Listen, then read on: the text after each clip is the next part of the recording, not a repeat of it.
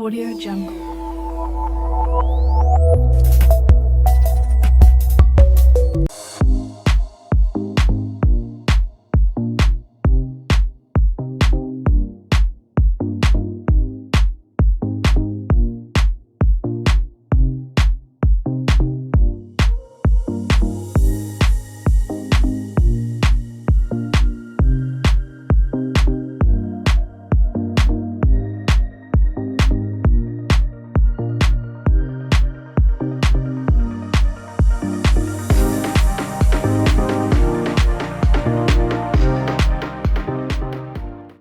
Muy buenos días a todos, buen domingo para todos, domingo en familia, pero en una burbuja como tiene que ver con este confinamiento en la República Argentina. Buenos días, Janina, ¿cómo está? ¿Cómo comenzó este día domingo? Muy buenos días, José Luis. Bien, aquí disfrutando de estar en casa, como ya sabemos, este segundo día de confinamiento, esperando el partido del Nápoles. Por eso, si me ve así de celeste, hoy juega el Nápoles en el estadio Diego Armando Maradona. El Nápoles que va cuarto en el campeonato bien. italiano. Usted con Italia full. Sí. Y bueno, mi fanatismo de River se acompaña con el fanatismo por el Napoli, ¿no? Ah, muy bien. Bueno, pasó, bien decía, estamos en el segundo día de confinamiento, comenzó en la jornada de ayer el primer día de los 9 que decretó el gobierno nacional a través del DNU y que ha generado cierta controversia en los diferentes puntos del país y en cada una de las provincias hubo manifestaciones pequeñas, pero hubo manifestaciones al fin en rechazo, mucho tiene que ver con comerciantes, que por allí obviamente... Y con comerciantes encabezados por los gastronómicos, porque uno de los más afectados son los dueños de bares, de restaurantes y demás, porque solamente pueden trabajar en la modalidad, ¿no es cierto?, de delivery y de retiro en el mismo bar o en el mismo restaurante. Por mostrador, lo que, Exacto. que creo que limita quizás el trabajo que habitualmente suelen hacerlo cuando el cliente ocupa una mesa y ya es otra la realidad.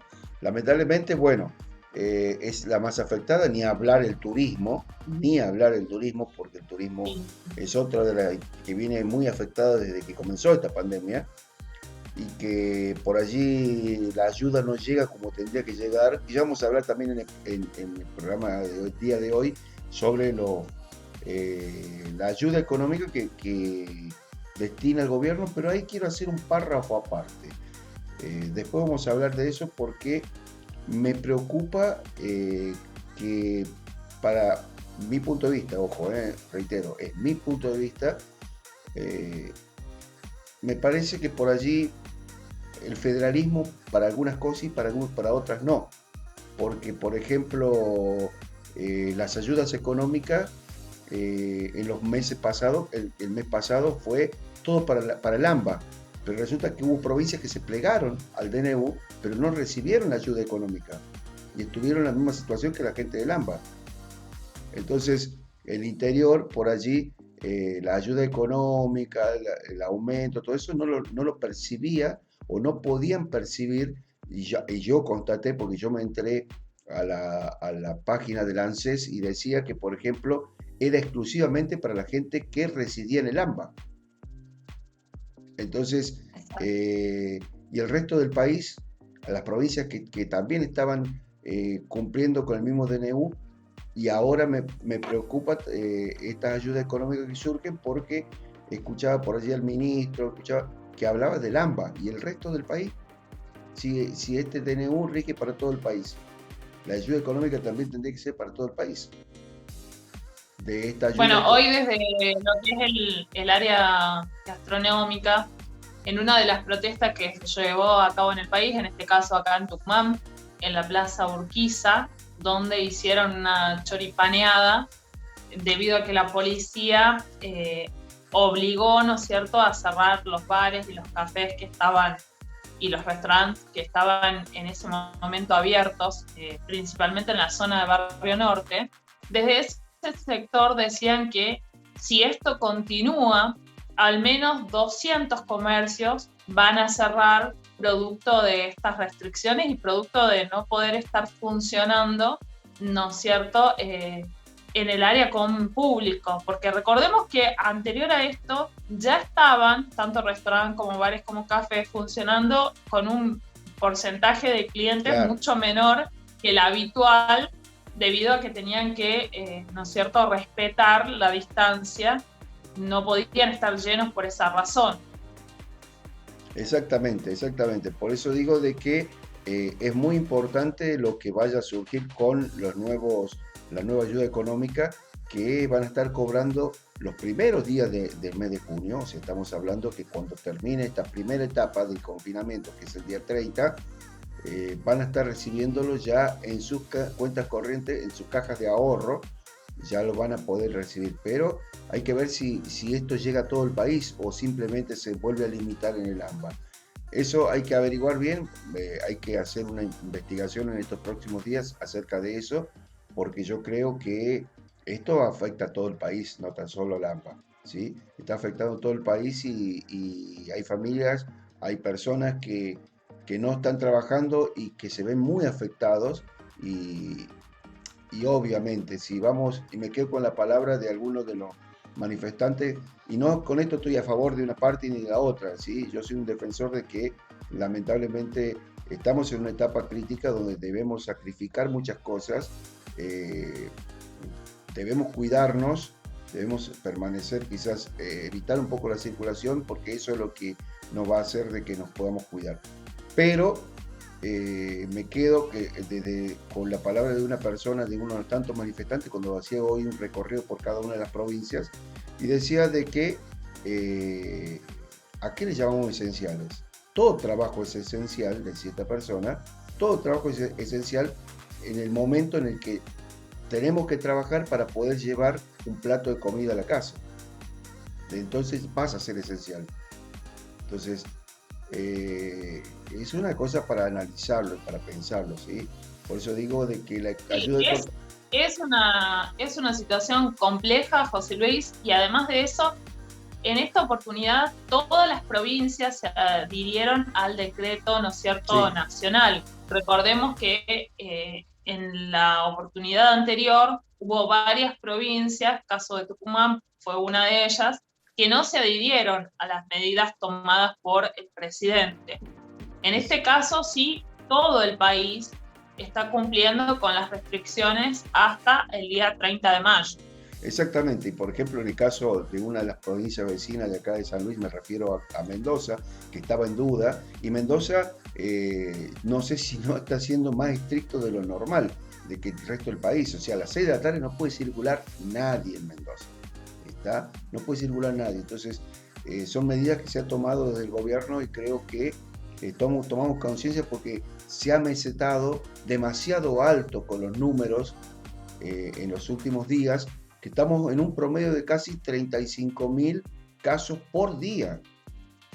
Hoy Sí, de todos modos, sí, hoy los números son más bajos, ¿no? Hoy sí, estamos en 32.171 la pero, cantidad de casos diarios y pero en no se olvide, 297 fallecidos. exactamente, Pero pero es no fin se de olvide. semana. Exactamente, a eso es lo que iba a ir yo. El fin de semana, sábado y domingo siempre es baja y donde más se ve la realidad de lo que dejó el fin de semana, que de datos que no se terminaron de cargar, porque cuando se cargan mucho menos los fines de semana, se plasma o en el día lunes, pero por lo general el día martes marca la realidad. Y no estemos, y no nos parezca raro de que el martes se bata todos los récords. Se bata todos los Sí, récords. en realidad en este caso van a ser martes y miércoles, considerando que el lunes es feriado. Sí, exactamente, exactamente. Por eso digo, el martes o miércoles se va a ver reflejado y que no nos parezca raro y no nos asombremos de que va a batir el récord de los récords que para la República Argentina, ¿sí? Va a batir el récord de los récords para la República Argentina. Los números de hoy, Janina, sí vamos al informe, que vamos a darle un punto de vista desde cómo vieron este primer día el informe de medios de comunicación del exterior con respecto a la República Argentina, porque es uno de los países que está muy complicado. También nuestros hermanos de Uruguay, y quiero decir que en la jornada de ayer falleció el ministro de Relaciones Exterior de ese país, y lamentablemente también por razones del coronavirus.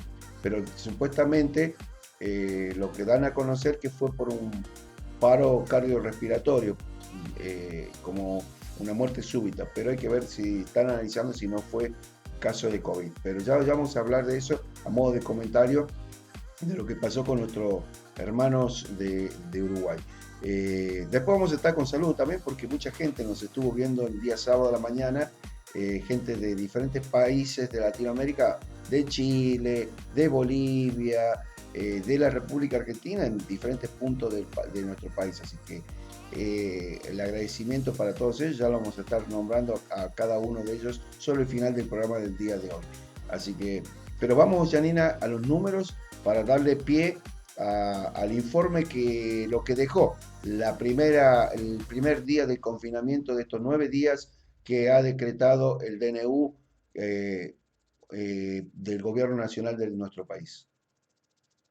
Bien, en el caso de los casos de personas infectadas de COVID en el día de hoy, 32.171, 297 los fallecidos, permanecen internadas en la unidad de terapia intensiva de los diferentes establecimientos sanitarios del país, 6.138 personas. En tanto, en cuanto a porcentajes de ocupación, en todo el país es de un 74,1% y en el sector del AMBA de un 77,1%.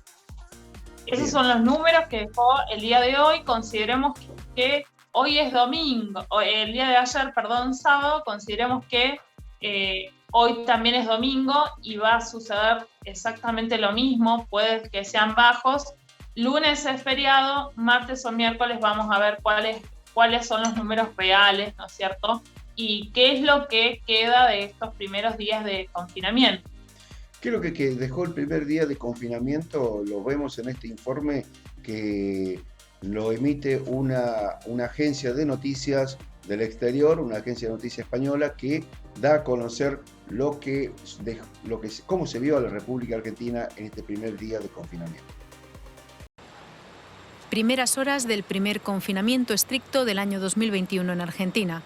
Es, de facto, el regreso a la fase 1, los casi 9 meses de encierro del año pasado, uno de los más prolongados del mundo.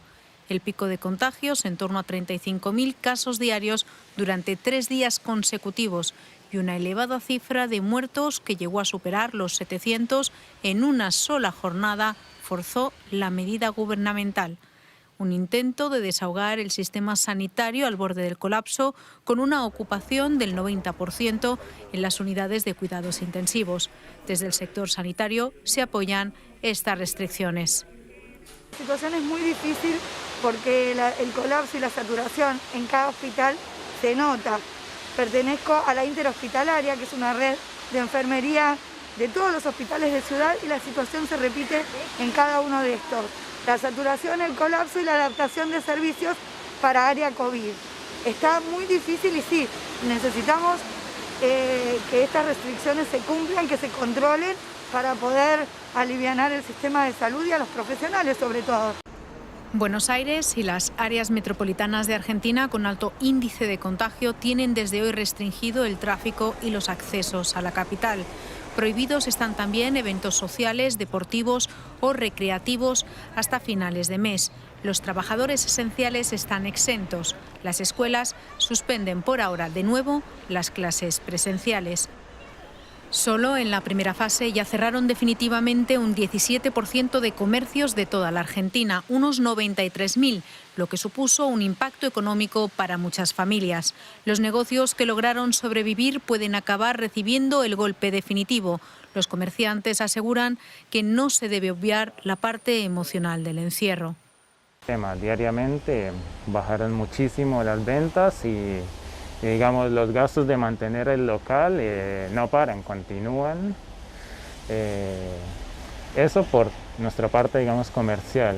Después, personal, la parte anímica también es muy difícil soportar esta situación de encierro y las medidas que se están tomando. La situación se agravó mucho en Argentina con la llegada de las estaciones frías. La segunda ola está golpeando al país debido a que el programa de vacunación no alcanzó los objetivos de inmunización. Desde el inicio de la pandemia, Argentina ha registrado 72.000 muertes y 3,4 millones de casos.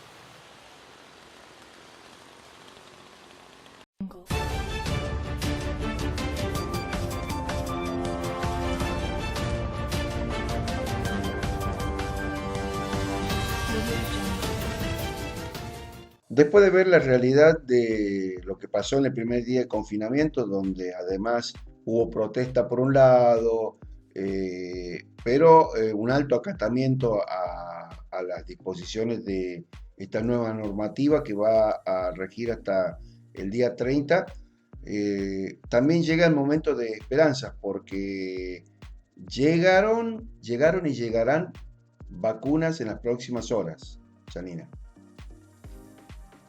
Exactamente, sí, ya llegaron en el vuelo de la empresa holandesa KLM las vacunas de AstraZeneca. Son 843.600 dosis que llegan de la mano, ¿no es cierto?, del mecanismo COVAX.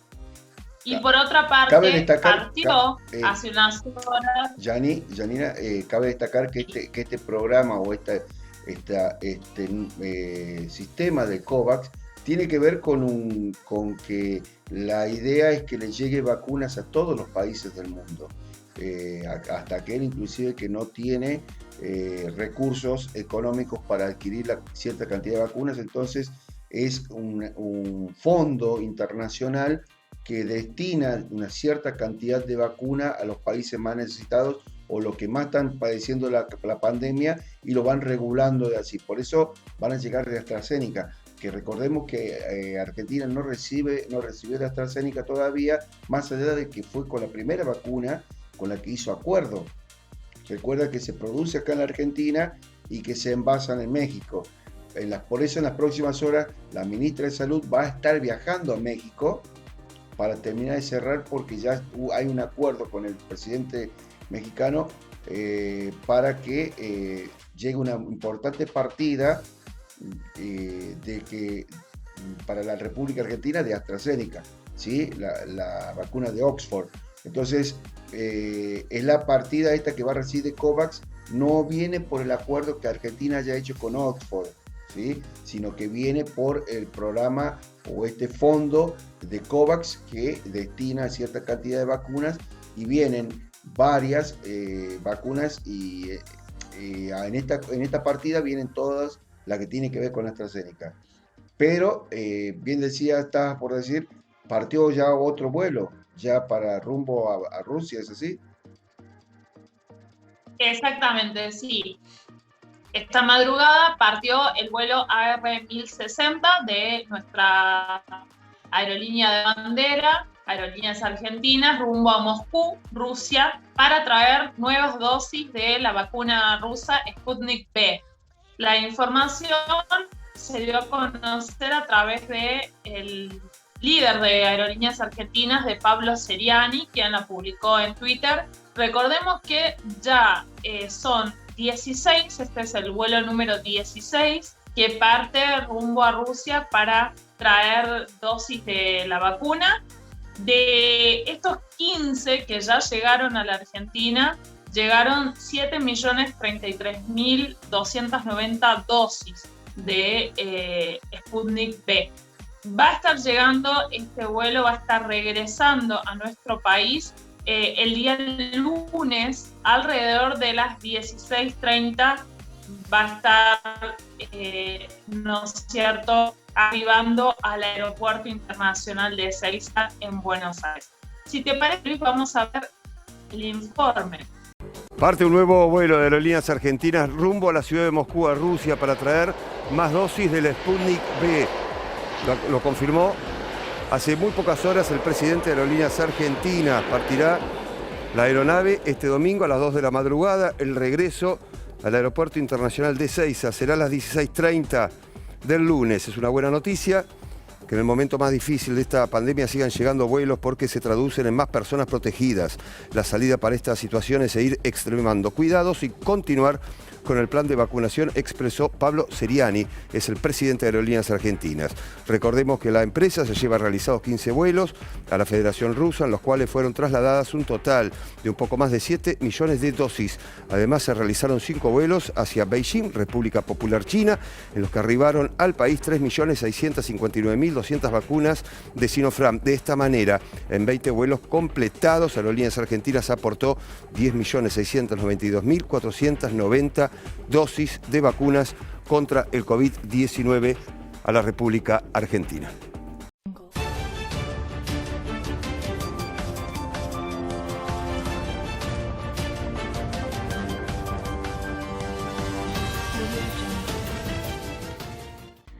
Vamos al plano internacional y damos vuelta a la página para, por momento, dejar de hablar del coronavirus, porque también hay otros problemas que tienen que ver con la naturaleza misma, y que en el Congo un volcán entró en erupción este sábado y que ya ha obligado a una ciudad completa prácticamente evacuarse como prevención a la ciudad de Goma, en el Congo, República Democrática del Congo.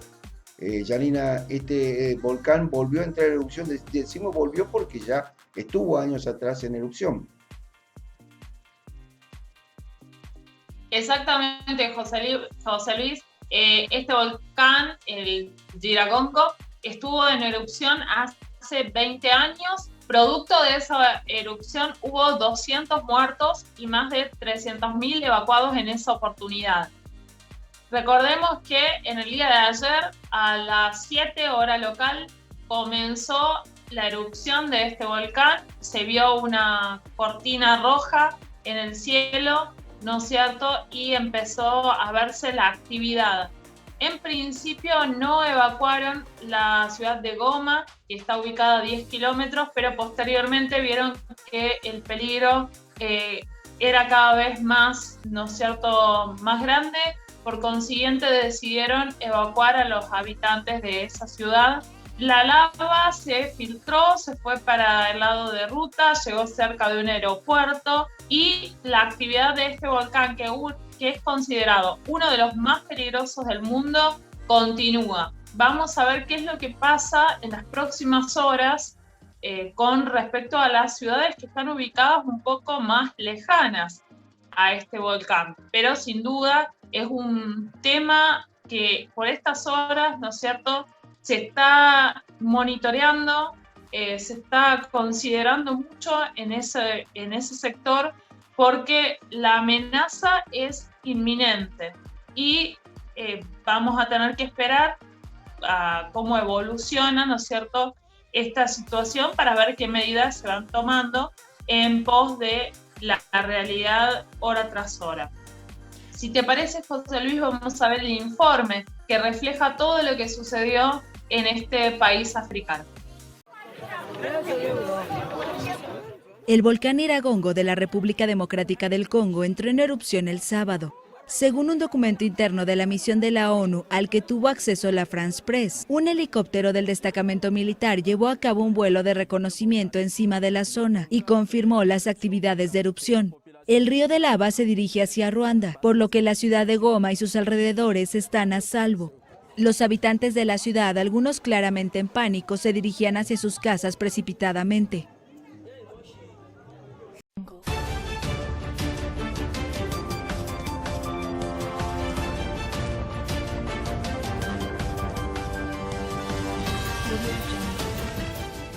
Nos vamos a Buenos Aires, donde el movimiento de mujeres indígenas por el buen vivir llegó tras recorrer 1.900 kilómetros. Recuerden que venían tanto del norte como del sur argentino. ¿Y cuáles son las novedades, José Luis? Sí, exactamente. Llegaron de diferentes puntos del país varias comunidades indígenas que conforman este movimiento de mujeres y que iniciaron el recorrido el 14 de marzo, comenzaron el recorrido de sus respectivos lugares. Llegaron este sábado y para reclamar por la protección de sus ecosistemas y las condiciones de vida de sus comunidades, y tuvieron reunión con varios ministros que los recibieron en la Casa de Gobierno y con otras autoridades nacionales en la Casa Rosada, quienes se comprometieron a seguir incluyendo en la agenda social la política y la demanda que ellas tienen y sus necesidades, obviamente. Entonces, fue más que positivo esta primera reunión que mantuvieron las mujeres indígenas por el buen vivir en Buenos Aires, donde después de recorrer varios kilómetros, casi 2.000 kilómetros, pudieron llegar a la conclusión y poder manifestarse y que sean escuchados. Realmente es algo histórico el encuentro que tuvieron estas mujeres con diferentes ministros del gobierno nacional. Por eso lo invito a escuchar la palabra de los protagonistas, de las protagonistas que estuvieron presentes en esa reunión y que ya lo hemos anticipado en programas atrás, que tiene que ver con este movimiento femenino de varias comunidades indígenas de nuestro país que vinieron en una delegación desde el norte y otra desde el sur, recorriendo varios kilómetros para llegar a la capital argentina y fueron recibidos este sábado en la Casa Rosada. Recordemos, José Luis, que uno de los pedidos que hacían es que se le reconozcan los crímenes por la tierra, ¿no es cierto? Y los crímenes indígenas como de lesa naturaleza y de lesa humanidad. Exactamente. Bajo la figura del terricidio.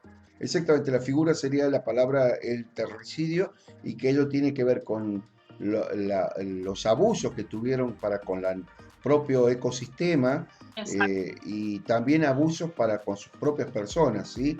Y entonces, por esa misma razón, todo lo conjugan, lo nuclean a través de la palabra terricidio, con este objetivo principal. Claro, esa es la figura jurídica que están pidiendo, ¿no es cierto? Están reclamando que se instaure para que sean reconocidos justamente y para que sean juzgados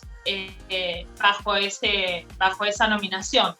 Exactamente, entonces el gobierno dice, una de las manifestaciones que le hicieron algunos de los ministros, que van a mediar de la manera que sea posible para que sean escuchadas y además para que van a ser tenidas en cuenta en la agenda política e institucional del gobierno nacional para que este movimiento también tenga su espacio y sean escuchados en nuestro país. Vamos al informe y la palabra de los protagonistas que llegaron desde diferentes puntos del país en representación de diferentes comunidades indígenas.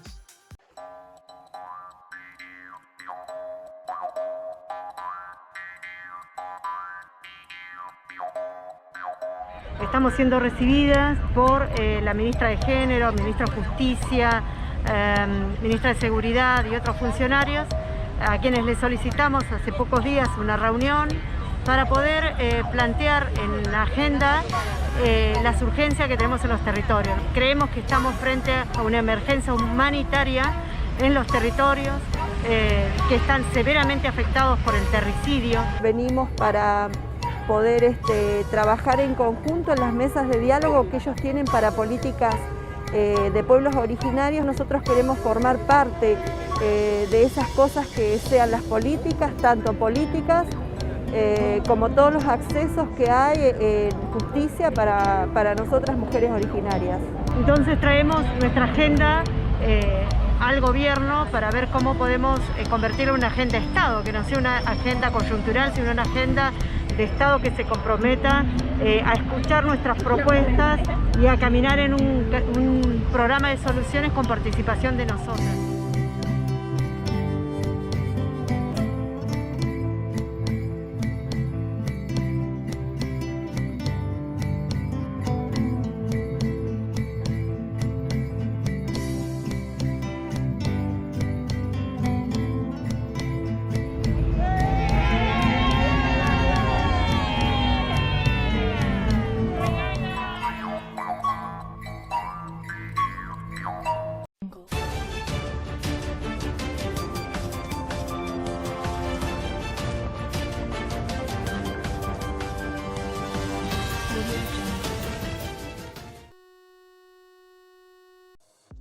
En Medio Oriente, después del cese de fuego, ya pasó un día del cese de fuego y ya van por el segundo. Y bueno, ahora es el momento de reorganizarse y de tratar de ver, de reconstruir una sociedad más allá de lo edilicio, sino también de la parte humanitaria. Vamos a ver, cuando veamos las imágenes, vamos a ver cómo quedaron algunos edificios y realmente uno se pregunta de cómo volver a reconstruir todo eso, ¿no? Pero Janina, la Franja de Gaza ha respirado otro día más de tregua, de paz, y empiezan a pensar en volver de a poco a la normalidad.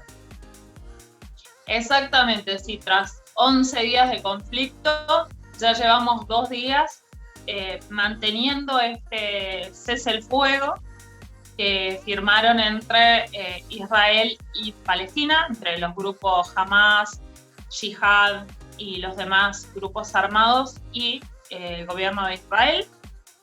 Y ahora empieza la reconstrucción. Recordemos que la Organización de las Naciones Unidas está hablando de unos 38 millones de dólares, que es la cifra con la que más o menos arreglarían parte de lo que se destruyó. En cuanto a lo que son pérdidas edilicias, se volaron varios edificios, bueno, todo lo que fue la red de túneles también, donde había diferentes, ¿no es cierto?, casas también rodeándola. Uno de los edificios fue el edificio de la Associated Press y la cadena, ¿no es cierto?, Al Jazeera. Después se voló lo que sería la Media Luna Roja, el lugar del centro, ¿no es cierto?, de la asociación humanitaria, varios hospitales, escuelas. Eso hay que reconstruirlo, hay que reconstruir todo. Además de eso, recordemos que se perdieron la vida de 242 personas por el lado de Palestina, 65 niños entre ellos, y 12 por parte de Israel, 2 niños también incluidos. Y además, más de 300.000 personas tuvieron que dejar su casa, porque recordamos que los bombardeos se producían en zonas civiles donde la gente vivía, y hubo gente en lo que es la Franja de Gaza que debió desplazarse, tomar lo que podía en ese momento e irse a los refugios, que hay 59 refugios distribuidos donde se encuentran estas 300.000 personas que tienen que volver a alguna parte. Y claro, eso hay que también construirlo. Hay que ver dónde. Tienen que tener a dónde volver. ¿Dónde van a volver? Ese es el quid de la cuestión.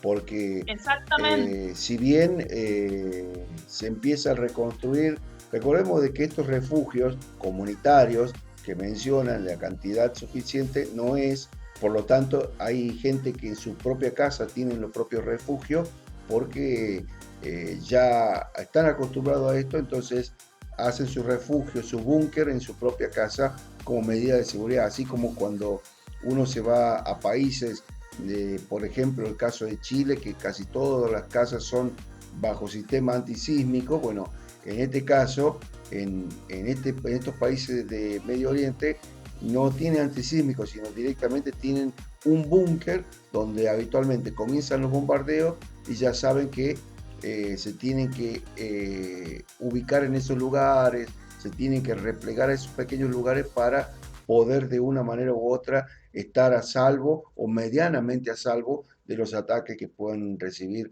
la población. Así que es importante. Recordemos que además, José Luis, que dada la pandemia, tampoco es bueno que sigan permaneciendo en lugares donde están hacinados. No, estamos seguro. hablando de 59 refugios para 300.000 personas.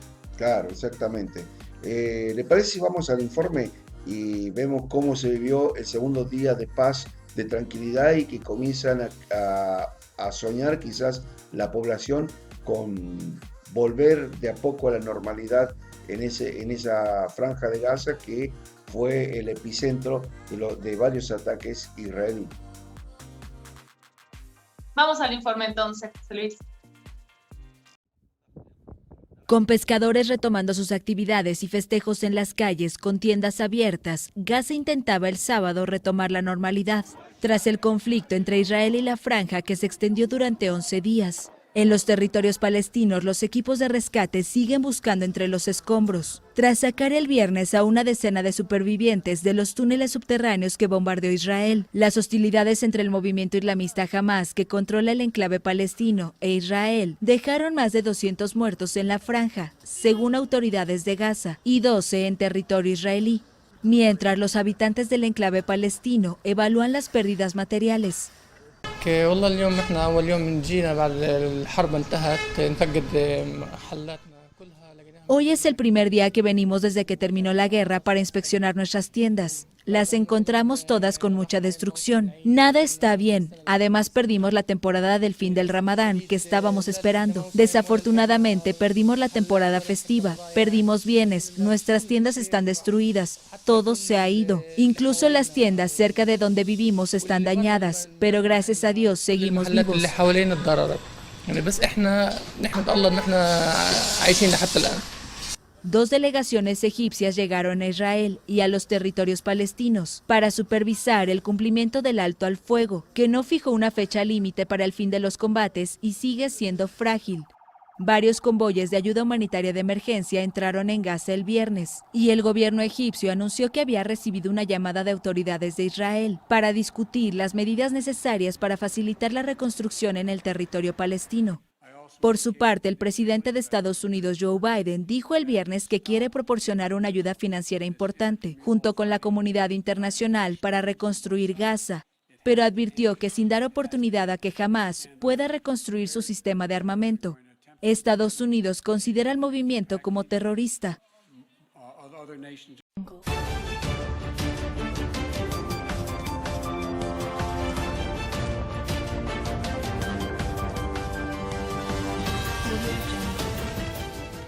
¿Qué está buscando, Janina? ¿Qué está buscando? ¿El tapaboca?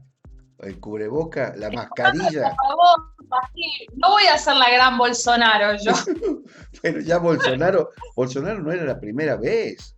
No es la primera vez. Bolsonaro, recuerda que contaba en plena problema con grandes números de casos en Brasil, él se mostraba abiertamente sin tapabocas, sin cubrebocas, sin barbijo, mascarilla, como le quieras llamar. Ahora parece... Bueno, pero consideremos que a nivel números Brasil sigue estando mal. No, Brasil sí, sin duda. Es el tercer país, ¿no es cierto?, del mundo con casos y con muertos. Claro. Brasil está muy cerca de la India. En lo que sería el ranking mundial está Estados Unidos primero, que tiene 33 millones de casos. Está la India un poco más, ¿no? 33 millones de casos. Después está la India con 26 millones de casos y después sigue Brasil con más de 16 millones de casos. Y además Brasil está muy cerca de la India en el número de muertos. Pero además Brasil tiene más de 448.000 muertos. Janina, ¿qué tiene? ¿Qué no tiene Brasil? Brasil tiene la cepa de Manaus, la cepa británica y ahora también tiene la cepa de la India. Lo dijimos hace un par de días. Entonces, Brasil tiene todo y Bolsonaro se mostró en un acto político sin tapaboca, sus funcionarios tampoco. Vamos a ver que seguía el video y aparece como si nada, siempre rebelde, güey, diría algún amigo mío por ahí, siempre rebelde. Y Bolsonaro le van a terminar haciendo una multa. Sí, en realidad debería pagar una multa por no usar tapabocas por este acto que fue enmarañado. Exactamente, bueno, precisamente el gobernador de esa región, que tiene la potestad, recuerde que Brasil es un sistema federativo, no es un sistema similar a la política nuestra, sino tiene los federativos, donde el presidente no tiene todo el poder como por ahí lo tiene un país republicano como el nuestro, y Brasil ahora Bolsonaro le cae con todo el peso de la ley, el propio gobernador de donde se realizó este acto, en Maranhão. Exactamente. Sí. Pero si lo vemos ahora, lo vamos a ver en el video, realmente no se entiende lo de Bolsonaro. Bolsonaro va contra viento y marea, vamos todos para allá, no, él tiene que ir por la derecha. Es Contreras, diría mi amigo, Contreras. Lo que pasa es que tampoco tiene sentido, José Luis. O sea, estamos en una pandemia a nivel mundial. No tiene sentido tampoco mostrarse así, de esa forma irresponsable, más no siendo ejemplo a nivel mundial, porque si digamos que no tiene absolutamente ningún muerto, o tiene, qué sé yo, 1000 muertos, bueno, estamos hablando de otra situación, pero estamos hablando que tiene 448.208 muertos en su país por coronavirus. Pequeños Entonces, números. Exacto. Estamos hablando que Brasil está en tercer lugar, en el tercer puesto del top 10 de la mayor cantidad de casos y de mayor cantidad de muertos también. Claro, exactamente. Bueno, ¿le parece si vemos el video y cada uno saque su propia conclusión? Está el video donde también está el informe de lo que pasó en las últimas horas en Brasil con mi amigo Jair Bolsonaro. El presidente de Brasil, Jair Bolsonaro, tendrá que pagar una multa por presentarse en una ceremonia pública sin cubrebocas, en medio de la pandemia en el estado de Maranhão, al noreste del país. El gobernador Flávio Dino escribió en Twitter que el estado prohíbe las reuniones de más de 100 personas y que el uso de cubrebocas es obligatorio. Las autoridades sanitarias decidieron abrir una denuncia de infracción contra el presidente de Brasil por la promoción de aglomeraciones sin ningún tipo de atención sanitaria. El monto de la multa se definirá luego de la presentación de la defensa por parte de la Presidencia de la República, dentro de los siguientes 15 días. La ley prevé multas entre los $373 y casi $280.000. Bolsonaro participó el viernes en la entrega de títulos de propiedad rural en Açailândia, a 500 kilómetros de São Luís, capital de Maranhão. El jueves, el estado, uno de los más pobres de Brasil, había confirmado los primeros casos de la variante de la India del coronavirus en el país. Los infectados son 6 tripulantes de un barco carguero con bandera de Hong Kong.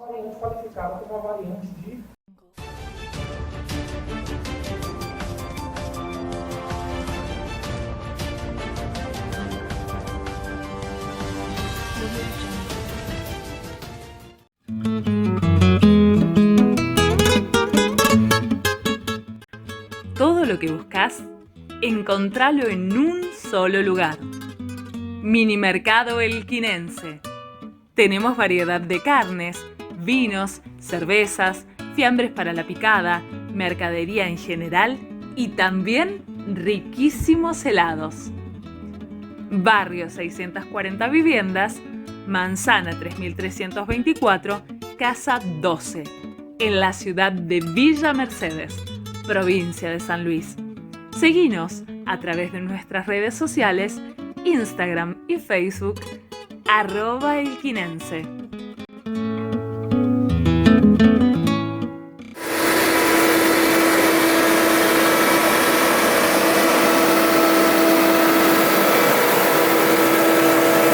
Estamos limpiando todos los residuos que dejas en la calle, pero necesitamos que nos ayudes. Los materiales de construcción y escombros deben colocarse en contenedores. Vos y nosotros logramos una Villa Mercedes limpia entre todos.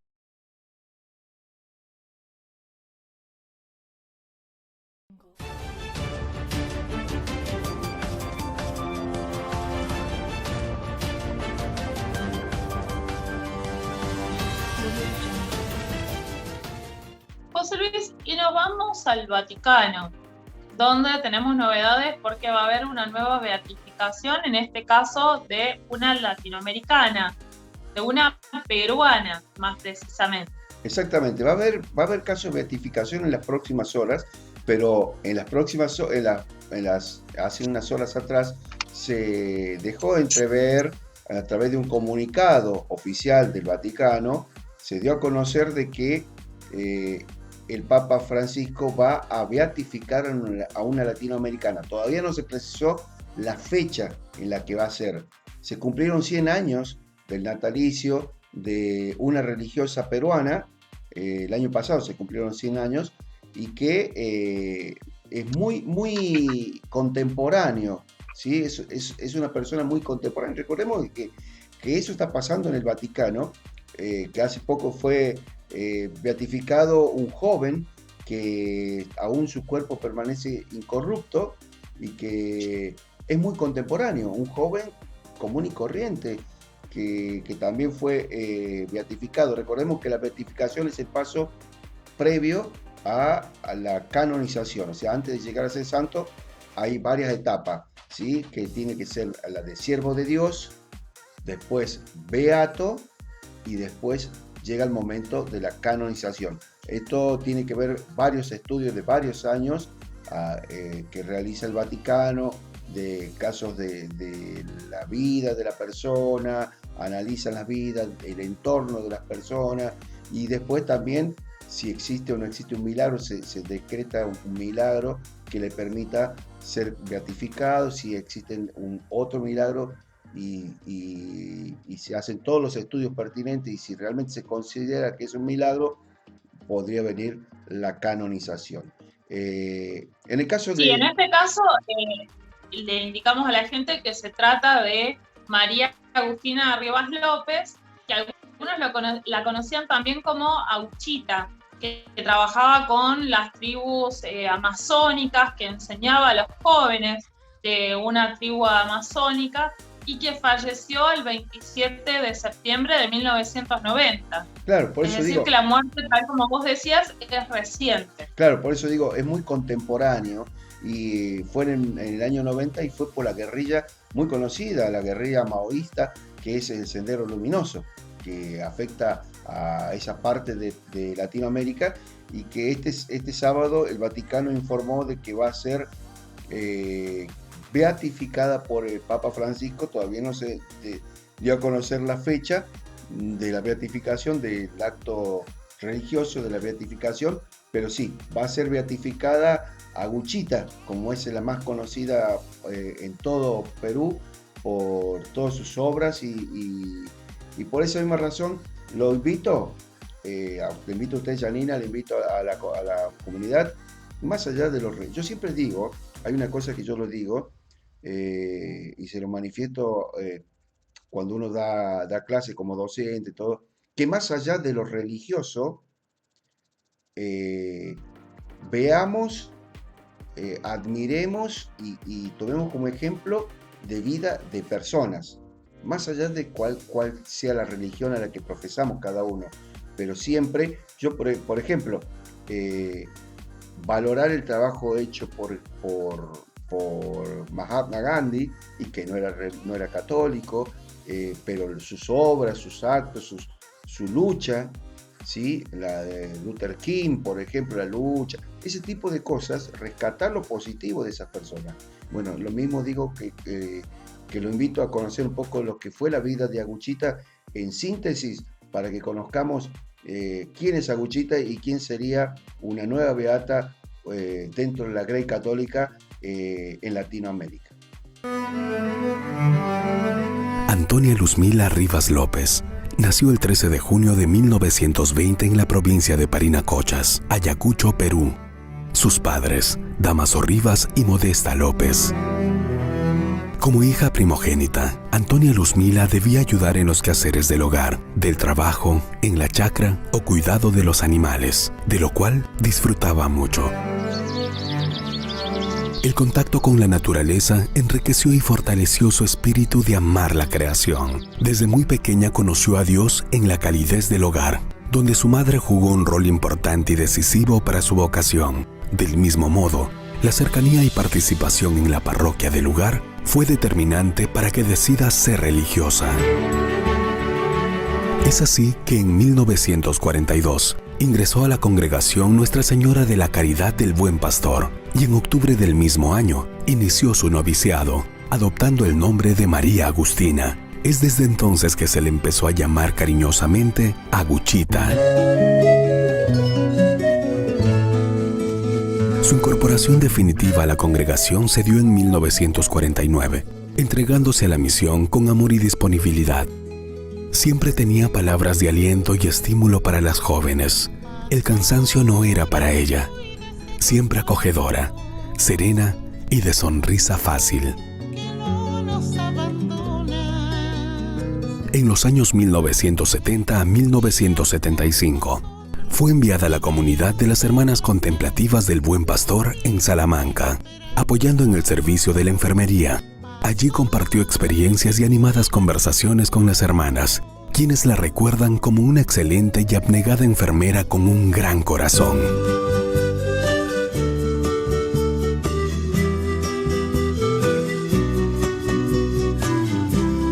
Mientras nuestro país sufría una de las más graves y devastadoras crisis por el terrorismo en esta zona, María Agustina, en 1987 fue a la misión de la Florida, Chanchamayo, Junín, cumpliendo de esta manera su ilusión de ser misionera en la selva. Se lee en sus notas. El Señor es demasiado delicado. Un día, en la meditación, me hizo recuerdo de la ilusión grande que tenía cuando descubrí mi vocación de ser religiosa. Era trabajar en la selva. De esto han pasado años y me digo, el Señor me ha traído para darme gusto antes de morir y a la vejez. En fin, soy arcilla entre sus manos. A inicios de 1989, Aguchita era plenamente consciente del peligro que representaba estar en la Florida. Ella misma comunicaba a la hermana provincial la presencia de Sendero Luminoso que había ingresado en la zona y causado la muerte de pobladores y otros atentados en el lugar. En 1990, tuvo que permanecer un tiempo en Lima porque su salud empezaba a causarle serias molestias. Sin embargo, decide regresar a la Florida, pues decía, allá me necesitan. Debo ir cuanto antes. La fe en Dios y sus ganas de ayudar a la comunidad de la Florida hizo que su trabajo siguiera cosechando frutos, hasta que el día 27 de septiembre del mismo año, al promediar las 3 de la tarde, un grupo subversivo de Sendero Luminoso reunió en la plaza a todo el pueblo y asesinó a 6 personas, entre ellas a la hermana María Agustina, quien hasta el último momento pidió clemencia por las otras víctimas. En este contexto, fue selectivamente asesinada nuestra hermana María Agustina, quien muere dando testimonio de su fe en el Señor de la vida y de su presencia al pueblo sencillo y desvalido del interior de nuestro país. Murió sin defensa, como mueren día a día nuestros pobres. Murió como una peruana humilde, que no puede comprender cómo es posible que un país de hermanos nos estemos matando uno a otros. María Agustina se convierte en la primera religiosa asesinada por Sendero Luminoso y forma parte de la lista de miles de víctimas que hubo en el Perú, cuyas vidas fueron arrebatadas por la violencia y el odio. Pero el amor de Aguchita trascendió, dando testimonio de su fe en el Señor. Hoy Aguchita sigue viviendo.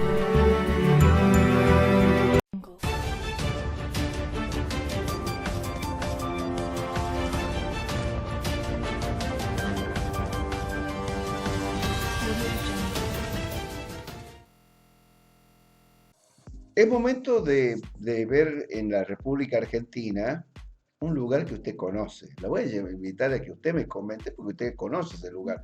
Yo voy a hablar, yo conozco, pero conozco el pasado. Usted vivió en ese lugar.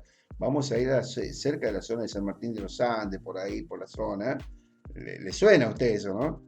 Exacto. No viví precisamente en ese lugar. No, bueno. Viví en otro lugar cercano. Bueno, pero cercano. No precisamente en esa ciudad. Bueno, pero lugar cercano. Vamos a ver. Porque pasa a ser un lugar histórico para la tecnología de la República Argentina, teniendo en cuenta Exacto. de que no es la primera vez que se hace. No vamos a tener un informe, vamos a tener imágenes para que ustedes vean de cómo se fue instalando la fibra óptica, un tendido de fibra óptica subacuática, la primera línea subacuática que se realiza en nuestro país. Exactamente, y fue hecha en Villa Meliquina, en provincia de Neuquén. Se invirtieron 10 millones de pesos por parte del NACOM, del Ente Nacional de Comunicaciones, para justamente llevar este tendido de fibra óptica, que es en este caso subacuática, que como decías, es la primera de este tipo que existe en el país. Implica un avance importante a nivel tecnología, ¿no es cierto? Porque sabemos que en nuestro país hay varios sectores donde hay importantes, ¿no es cierto?, importantes reservas subterráneas de agua, y el tendido por esos lugares hasta el momento no podía pasar. En este caso, la hacerse por primera vez es un antecedente para toda la zona, especialmente de lo que es la Patagonia, donde van a poder tener fibra óptica sin inconvenientes, y que el agua sea un inconveniente. Y también, y teniendo en cuenta... Si le parece un poco, vemos el informe. Sí, le decía que cuán importante es esto, teniendo en cuenta la situación por la que está atravesando el país y el mundo con el tema de la pandemia, y tanto se habla de la presencialidad, de la conectividad y todo eso. Bueno, sería de ir achicando esa brecha de tantos lugares donde todavía no existe la conectividad, ¿sí? Entonces, este tendido de fibra óptica y la primera experiencia, como bien decía, puede ser el puntapié inicial, puede ser la punta de lanza para otros proyectos similares en otros puntos del país, y que permitan acercar más a las comunidades que hoy están alejadas con la tecnología por parte de la conectividad, que tan importante es hoy, que el internet es fundamental. Entonces, la fibra óptica en esta experiencia subacuática es más que importante como proyecto de comunicación. Sí, además, José Luis, por el tema de las inclemencias del clima también, porque recordemos que esos lugares es zona donde nieva, y la nieve incide, lo mismo el viento, sobre lo que son las otras conectividades. La fibra óptica, en este caso, aseguraría que la conexión sea una conexión, ¿no es cierto?, estable, que es lo que hace falta también en estas zonas. Vaya, porque sí, pero Janina, vaya si hace falta, porque por allí le queremos pedir disculpas a nuestros seguidores, porque nosotros salimos por internet. Janina, reitero, Janina está saliendo desde Tucumán, yo estoy saliendo desde San Luis, y por allí, si se entrecorta o por el estilo, tiene que ver con la conectividad. Tiene que ver con la conectividad, y es cuán importante es cuando tenemos el internet estable, tranquilo, que no nos hace renegar. Nosotros estamos haciendo esta nueva propuesta, y lo hacemos a través de la conectividad. Estamos marcando la punta de lanza para hacer un noticiero federal desde diferentes puntos del país en forma simultánea, con personas en forma simultánea. Y hoy, lamentablemente, será porque por el tema de esta pandemia, de que hay mucha gente en la casa, se consume más el internet, y por allí se complica también, Ojo que puede ser eso. Pasó en los primeros días de la cuarentena, cuando comenzamos con esta pandemia. Y bueno, quizás sea eso. Por esa misma razón, hoy teníamos muchos inconvenientes para estar saliendo al aire, y por ahí se frisa un poco, y sepan disculparlo, porque tiene que ver con eso, tiene que ver con la conectividad. Por eso creo que esto de acercar a lugares donde no les llega el internet es más que importante. Pero ¿sabe qué? Me quedo con las imágenes, porque las imágenes hablan por sí solo del trabajo que tuvieron que hacer, porque muestra el trabajo que tuvieron que hacer buzos y todo para poder enclavar la fibra óptica por debajo de la capa acuática y poder hacerlo posible. Es impresionante, realmente impresionante ver las imágenes que tenemos para mostrarle a ustedes de cómo se fue haciendo el tendido de fibra óptica. Imágenes impresionantes de un lugar impresionante. Sí. Villa Argentina es bellísimo, la zona de San Martín de los Andes también, y Villa La Angostura, que es el lugar donde yo viví en Neuquén, también muy bello. Todo lo que es la Patagonia y todo nuestro país es hermosísimo. Vamos a ver el informe, y aprovecho para mandarle un beso muy grande a toda la gente del sur.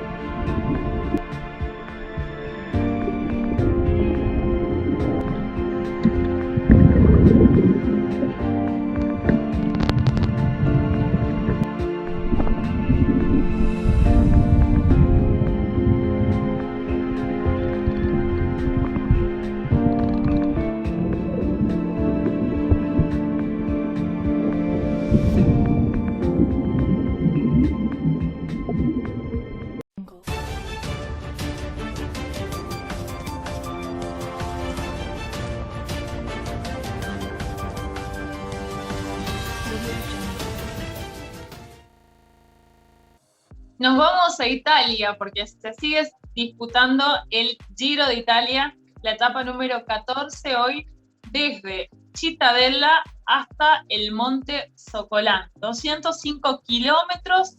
¿Qué pasó, José Luis, en altura, en este caso?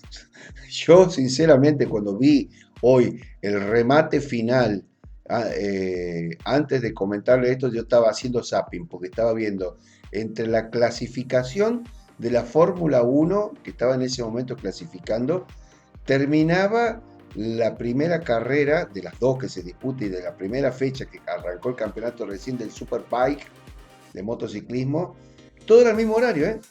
Era la Fórmula 1, el Superbike. Después del Superbike venía pegadito a la transmisión de lo que era una etapa más del World Rally Car que está corriendo en Portugal. Y hacía zapping. Después me enganché tanto con el ciclismo, en ese momento, la definición. Imagínese sufriendo usted con River, ¿sí? Que no, como que no corrían los minutos, y no corrían los minutos, y no corrían los minutos, y que tiraban los pelotazos para sacarla de afuera. Bueno, faltaban 1000 metros, pero faltaban 700 metros, y no se terminaba más. Eran los 700 metros más largos de la historia, porque... Bueno, pero para la zona de montaña, José Luis, es terrible pedalear en zona de montaña porque prácticamente no se avanza. Más allá de que uno ponga toda la energía del mundo, no se avanza rápido. Es que la etapa de definición no era para sprint final. La etapa de definición iban parados en la bicicleta, y la bicicleta como que iban en cámara lenta, no pasaban más 700 metros. Ustedes me dicen 700 metros son 7 cuadras. Sí, pero no llegaban, era impresionante. Bueno, pero son 7 cuadras a más de 1700 metros de altura. Encima. Recordemos a la gente que el Monte Socolán está en la zona de los Alpes italianos. Estaba nevado. Cerquita de Eslovenia. Claro, estaba todo nevado ese sector. Entonces yo estaba haciendo zapping entre una cosa y otra, y dicho sea de paso, la Fórmula 1 mañana le voy así, a modo de pantallazo le digo, y me voy a meter de vuelta en el Giro. Hoy cometió error, por ejemplo, en el Rally de Portugal, Sebastián Ogier, que venía haciendo un excelente... Bueno, en el Superbike ganó la carrera número 100 de Jonathan Ria, el múltiple campeón que tiene el Superbike, el argentino, Tati Mercado, que debutó con otra marca de moto, con Honda, desertó en la mitad de la competencia, mañana tendrá su revancha. Venía último y está desarrollando recién la moto y no se adaptó. Por lo visto, hoy se define porque a la mañana, a las 10 de la mañana va a ser la carrera. Ya en minutos nada más va a estar comenzando la carrera de Superbike. A las 10 arranca la Fórmula 1. Antes del mediodía está definiendo el Rally de Portugal. Y bueno, me meto con lo que tiene que ver con el ciclismo. Nevado, trepada imponente, impresionante. El que hizo un excelente trabajo es el joven italiano Lorenzo Fortunato, que se dio la fuga desde el inicio mismo. Hoy recordemos que recorrieron más de 200 kilómetros. Se dio la fuga y pudo mantener la distancia. 205 kilómetros. Sí, exactamente. Y lo que venía era de que se empezaron a descolgar, como se llama en la jerga del ciclismo, se empiezan a descolgar como que se empiezan a atrasar, se empezaron a descolgar.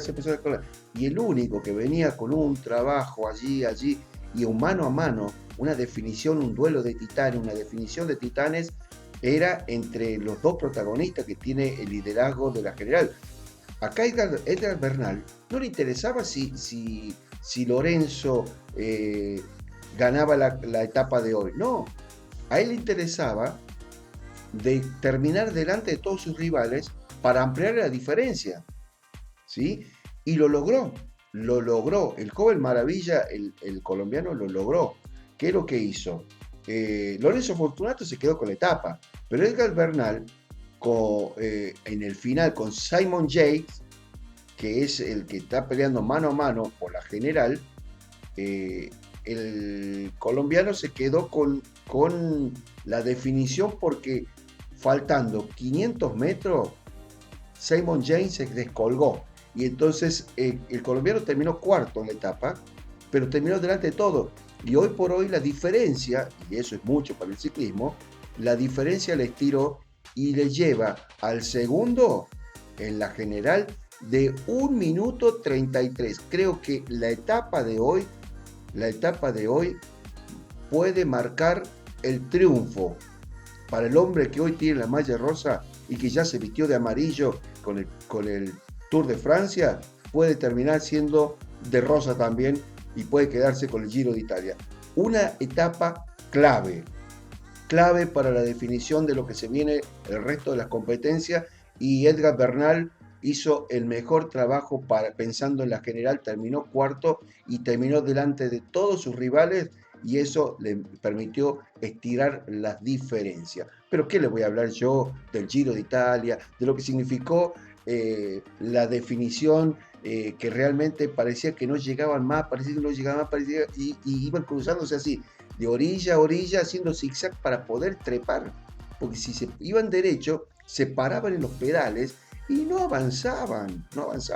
Lo cierto es de que el italiano se quedó con el triunfo, pero el colombiano fue el que mejor festejó porque le ganó mano a mano a Simon Yates, y de esa manera me saco el sombrero. El colombiano ya se mantiene la malla rosa, y creo que hoy ya se pone la malla rosa y ya termina de sacar la chapa de favorito para quedarse con este Giro de Italia 2021. Obviamente todavía falta, todo puede pasar, pero sacó una muy buena diferencia. Alberto Contador nos comenta cómo fue este Giro de Italia, etapa número 14 y la 15 que se corre el día de hoy. Pues hoy hemos vivido una mítica etapa. Llegaba al Monte Zoncolan y aunque bueno, quizás no ha habido muchos movimientos entre los grandes favoritos, hemos visto un poco el estado de forma de cada uno de ellos. Al final hemos visto qué corredores han perdido un poquito más de tiempo, esa top 10, ¿no?, que siempre estaban ahí en pocos segundos, ya se empiezan a abrir huecos más importantes. La etapa del Zoncolan, una etapa que todo el mundo quiere ganar. Tengo que deciros y pediros disculpas que me falla un poco la voz, y es que ha ganado Fortunato, corredor del equipo Eolo Cometa, equipo de un servidor, de mi hermano Fran Contador y de Iván Basso, y bueno, pues la alegría hoy ha sido tremenda. De hecho creo que hay imágenes, bueno, por todos los sitios de mi celebración, porque lo he vivido en primera persona. Se hizo una fuga de 11 corredores de salida. El equipo Astana se puso a trabajar para intentar neutralizarla, pero entre esos 11 corredores había varios equipos que tenían 2 corredores. Había corredores de calidad, corredores como Bauke Mollema, como Kobe, como George Bennett, muy combativo, ¿no?, del Jumbo Visma, y el Fortunato, corredor del equipo Eolo Cometa, el nuestro, junto a Albanese, que también estaba metido, y ellos están muy bien organizados. Entonces, pese a que el equipo Astana quería intentar conseguir la victoria en el Monte Zoncolan, en el mítico Monte Zoncolan, la victoria se le iban a jugar los escapados. Mientras tanto, el resto de favoritos en el pelotón iban cómodos, a rueda y en función un poco de la marcha que iba poniendo Astana. Astana tensó en el puerto de segunda categoría y Egan Bernal se fue con ellos, y Renko ya mostró un poco de debilidad, ¿no? Se reagruparon de nuevo todos y llegamos al Zoncolan. La fuga se empezó a seleccionar. Traknik, corredor del Bahrein Victorio, estaba muy fuerte, se fue en solitario, pero luego Fortunato del Eolo Cometa salió, llegó hasta él y luego le soltó en los últimos metros para conseguir una victoria tremenda y que sinceramente es muy especial para mí en el mítico Monte Zoncolan. Por detrás, pues vivíamos la batalla de los grandes favoritos, que al final tenía que empezar a marcar las grandes diferencias. Hemos visto un Simon Yates que nos ha dejado claro que en el Giro no ha dicho su última palabra. Se ha ido para adelante, es verdad que al final le ha distanciado en poco más de 10 segundos Egan Bernal a él, pero bueno, creo que ha sido un día bastante positivo para él. Si nos ponemos sobre todo a analizar el resto de favoritos, estamos hablando de corredores como Hugh Carthy han perdido más de 1 minuto, Remco Evenepoel ha perdido 1 minuto y medio. Estamos viendo que al final pues lo del Esterrato ya no era una cosa, sino que se confirma que quizá pues o el paso de los días o la falta de competición antes de llegar pues le está pasando un poco de factura. Por otro lado, hemos visto un grandísimo Daniel Felipe Martínez llegando con Damiano Caruso, que es un claro candidato como mínimo al podio en este Giro de Italia, y un Giulio Ciccone también muy luchador, que al final ha hecho un gran papel. El Giro sigue abierto, pero está claro que Egan pues se está convirtiendo en el juez, en el dueño, el que va a marcar la carrera. Es verdad que hoy pues quizá ha dejado hacer más a otros corredores, pero creo que ha sido un día muy positivo, un pasito más y un día menos para Milán. Después de lo vivido hoy en el Monte Zoncolan, mañana continúa el Giro de Italia. Esto no para, hasta el martes no tenemos jornada de descanso y mañana vivirán los corredores una etapa no demasiado exigente, serán 147 kilómetros. Tampoco creo que haya mayores problemas, cortita, creo que hay algún sprinter que puede llegar, es posible que algún equipo apriete, ¿no?, para intentar que otros sprinters puros pues no estén en la lucha por la victoria de etapa, y teóricamente para los hombres de la clasificación general será un día de respiro. Bueno, después de esta gran etapa, un día de tantísimas emociones, os mando un saludo muy fuerte y ya sabéis, a seguir toda la información.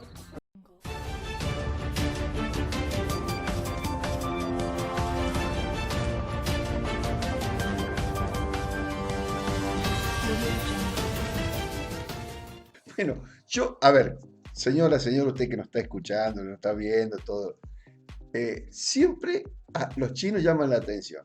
Pero lo que le voy a decir una cosa, que le doy la derecha a estos chinos.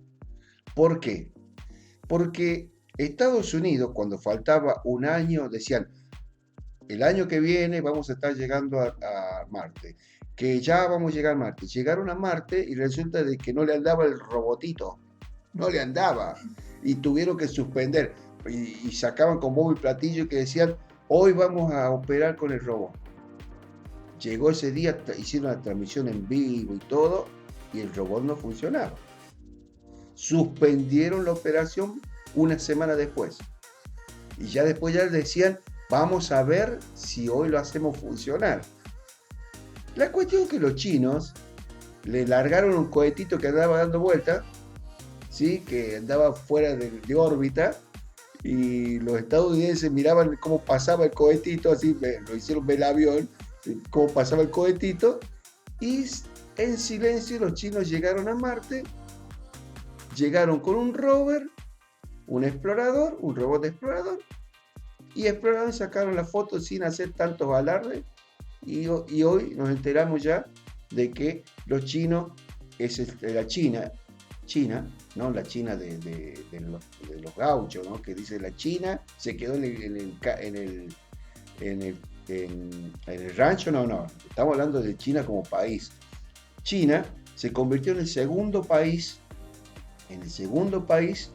en operar un vehículo explorador, un robot en realidad explorador, a distancia en el planeta rojo. ¿Qué tienen los chinos? José Luis no solamente sacó fotos, también hay videos. Sí, tal cual. No son solamente fotos. Además de las fotos, donde se ven los diferentes paneles, donde se ven, o sea, hay diferentes enfoques de la superficie y demás, también están los videos. Sí, tal cual. Y por eso digo, y se convirtió en el segundo país, Janina, el segundo país en poder operar a distancia y estar en el planeta rojo. Recordemos que el objetivo de estas exploraciones es ver el tema del agua, si hay agua, qué tipo de composición tiene y demás, si se puede o no se puede utilizar, si hay hielo, si hay registros de hielo, porque por ahí no hay agua, o sea, en versión líquida, digamos, pero si hay hielo, o hay un registro de que en algún momento hubo agua. También conocer más acerca de la superficie y también sobre el clima de Marte. Claro. Recordemos que ya están pensadas, ¿no es cierto? Ya están pensados viajes tripulados con humanos. Sí, sí. Por eso hay que hacer toda una preparación previa, ¿no es cierto? Tener un conocimiento de cómo es el lugar, de la superficie, del clima, para saber la adaptación que puede tener el ser humano, ¿no es cierto?, cuando llegue a ese planeta. Claro, tengamos en cuenta de que para llegar al planeta rojo, para llegar a Marte, son varios días de viaje, porque queda muy lejos en cuanto a distancia. Pero recuerde lo que le estoy diciendo ahora, los chinos con los chinos se unieron con los rusos para instalar una base aeroespacial, pero en realidad no es aeroespacial, una base espacial de investigación conjunta en suelo lunar. Ojo, porque ya mandaron los planos, ya hay una maqueta de cómo sería, para que estén parando ahí científicos y puedan estudiar el suelo lunar. Ojo con los chinitos, ¿eh? Sí, recordemos que son dos potencias importantes, ¿no? Sí, sí. Tanto Rusia como China, y que tienen avances en cuanto a lo que es tecnología. Exactamente. Esto no es un dato menor que hayan hecho una alianza Rusia y China, además porque también culturalmente tienen varios parecidos, y también políticamente. Políticamente, exactamente. Recordemos que las dos son comunistas, fueron en su momento comunistas. Tienen las dos de raíces comunistas.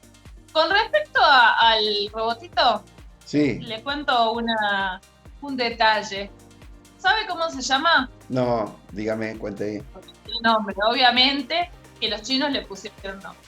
Se llama Surón, por el dios griego del fuego. Ese es el nombre Los chinos le pusieron un nombre griego. Los chinos le pusieron un nombre griego, se unieron con los rusos. Es una mezcla que no la entiendo. Pero sí me gustaría ver las imágenes, porque tenemos imágenes con nuestro enviado exclusivo a Marte. Nos mandamos el robotito a Marte y nos trajo imágenes. Tengo imágenes. Hay imágenes, fotos, videos del robotito. Vemos las imágenes. Usted no está anotado, ¿no? Para viajar a Marte. No, porque vio esos experimentos de la SpaceX, qué sé yo, que se explota en la mitad del camino. No, por las dudas no. Y con esto, por las dudas. No, después lo largan y lo dejan volando por la órbita, orbitando el planeta Tierra hasta que en algún momento cae. No, déjeme acá en la Tierra nomás. Déjeme tranquilo en la Tierra. Pero que usted sabe que hay un multimillonario chino que llamó a concurso para todo lo que se quiera anotar, porque él paga un viaje espacial con el SpaceX para poder ir al espacio. Entonces, que se quería anotar, hay varios. Hay un mendocino que está anotado, en serio. Hay un mendocino que se anotó. Obviamente tienen que cumplir ciertos requisitos y demás, pero si usted quería, se anotaba y lo acompañaba, y todos los gastos corre por el chino este multimillonario, que quiere tener la tripulación que lo acompañe para ir al espacio. Bueno, cada loco con su tema, diría, ¿no? Vamos a las imágenes de lo que nos trajo nuestro enviado especial, el robotito. ¿Cómo se llama el robotito? Surón. Vamos con Surón entonces.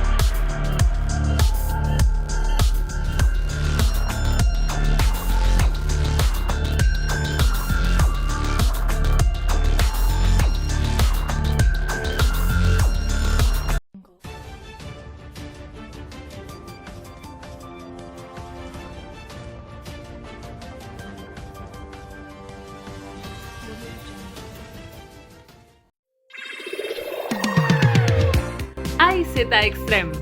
Ropa deportiva de hombre y mujer. Excelente calidad, muy buen precio. Toda la indumentaria que necesitas para realizar tu actividad deportiva. Ventas por mayor y menor. Recibimos todas las tarjetas. AIZ Extreme. Por protocolo, solicita tu turno para nuestro showroom a través de Facebook. AIZ Extreme, en Villa Mercedes, provincia de San Luis.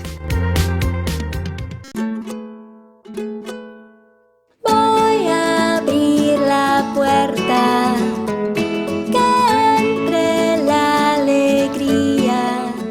Marina Corbella Estudio Creativo. Tenemos libros didácticos de jardín, primero, segundo y tercer grado para aprender jugando. Además, novedades escolares, tablas de multiplicar, mapas plastificados, organizadores semanales y todo lo que buscas para ir al cole. Marina Corbella Estudio Creativo. Te esperamos en San Juan 945, San Miguel de Tucumán. Seguinos a través de Facebook e Instagram, Marina Corbella Estudio Creativo. Gracias por venir. Gracias por jugar.